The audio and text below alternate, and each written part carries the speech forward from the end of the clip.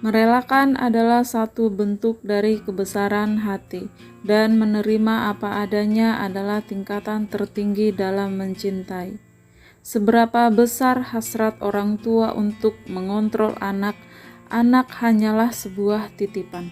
Pada akhirnya, orang tua akan sadar kalau mereka tidak memiliki kuasa atas dirinya. Hai bestie, welcome back to my channel. Tonton sampai habis ya, matur thank you. 1 Maret 1849, Poitiers, Prancis. Seorang bayi perempuan lahir di kalangan keluarga berada. Bayi itu sangat cantik dan bersih, sehingga ibunya menamai bayi itu Blanche, yang berarti bersinar dalam bahasa Prancis kuno. Pertumbuhannya sangat sempurna. Dia lahir di keluarga berada, makan berkecukupan, bahkan cerita hidupnya akan membuat gadis miskin di seluruh penjuru Perancis sangat iri dengannya. Ibunya juga dikenal sebagai dermawan. Dia sering menyumbangkan kekayaannya sebagai bentuk kepedulian terhadap orang-orang yang membutuhkan. Seiring berjalannya waktu, Blanche menjelma menjadi primadona.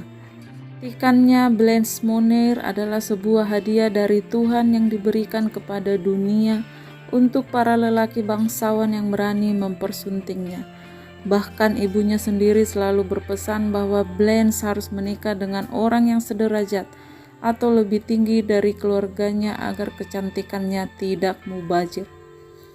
Namun Blanche adalah wanita bebas. Dia ingin mencintai atas kehendaknya sendiri, dan dia ingin menikah hanya dengan orang yang dia cintai setulus hati. Di umur yang ke-25, dia tahu dia tengah jatuh cinta tatkala hormon oksitosin dari dalam tubuhnya mulai tak terkendali. Tidurnya mulai tak nyenyak dan makannya pun mulai tidak enak. Ayatnya, hatinya sudah dicuri oleh seseorang. Namun cintanya adalah cinta yang berbahaya. Alih-alih berhubungan dengan pria bangsawan seperti yang diharapkan ibunya, Blanche malah menaruh rasa kepada seorang pengacara tua yang namanya bahkan tidak tercatat dalam hikayat kisahnya sendiri. Hubungan Blanche dan pria itu bagaikan gunung dan laut. Blanche adalah wanita muda dari kalangan berada, sedangkan pria itu adalah lelaki tua yang merupakan seorang pengacara bergaji rendah. Meskipun begitu, cinta mereka adalah cinta tulus tanpa memandang kasta. Ibunya marah dan geram. Dia sepenuhnya tidak mengerti kenapa anaknya itu menjadi sangat pembangkang. Bukankah sudah sepantasnya seorang di kalangan berada berhubungan dengan orang yang berasal dari kalangan berada pula? Namun sekeras apapun ibunya membujuk, Blanche tetap kukuh dalam mempertahankan cintanya. Puncak kemarahan sang ibu adalah tatkala Blanche Monnier berniat membawa cintanya ke jenjang pernikahan. Di hari itu Blanche hilang dari masyarakat dan namanya tidak pernah terdengar lagi.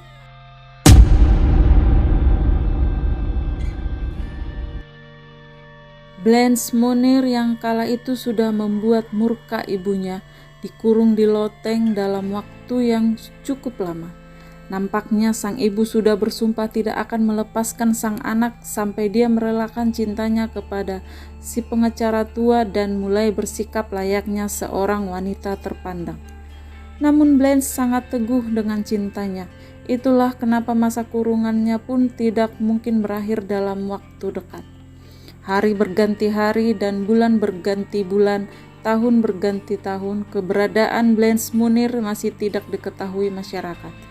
Berbagai macam pertanyaan yang diutarakan oleh kenalan dan sanak saudaranya memaksa ibu Blanche Monnier beralasan kalau anak perempuannya itu sudah meninggal karena tenggelam di sungai dan hanyut. Semenjak kala itu keberadaan Blanche Monnier sudah benar-benar dilupakan.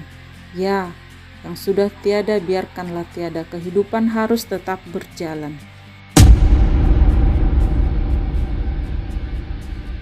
25 tahun pasca Blanche Monnier sudah dianggap tiada. Kini nasibnya diungkit lagi.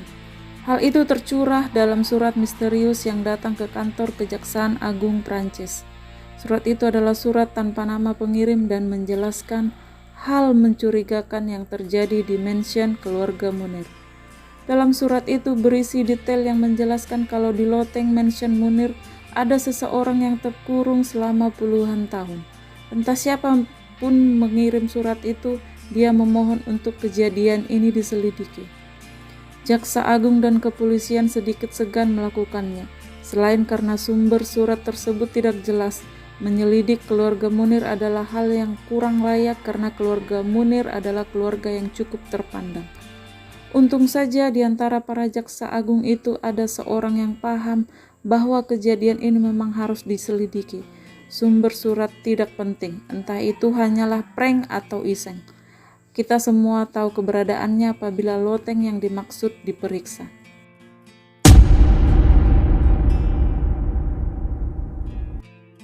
Siang hari yang cerah, para polisi masuk ke Mansion Munir dengan surat perintah dari kejaksaan. Tujuannya hanya satu, mengecek loteng. Ibu Munir langsung kalap. Dia melakukan segala cara untuk meyakinkan petugas kepolisian untuk tidak naik ke loteng.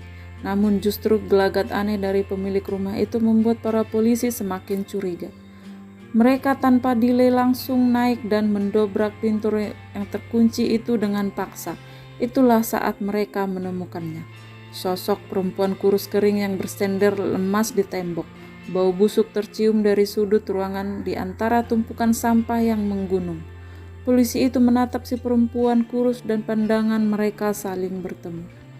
Awalnya polisi tidak mengenali siapa perempuan itu karena kondisinya sangat menyedihkan. Namun sebuah firasat mengatakan kepada polisi kala itu adalah Blanche Munir, anak perempuan keluarga Munir yang katanya mati tenggelam 25 tahun yang lalu.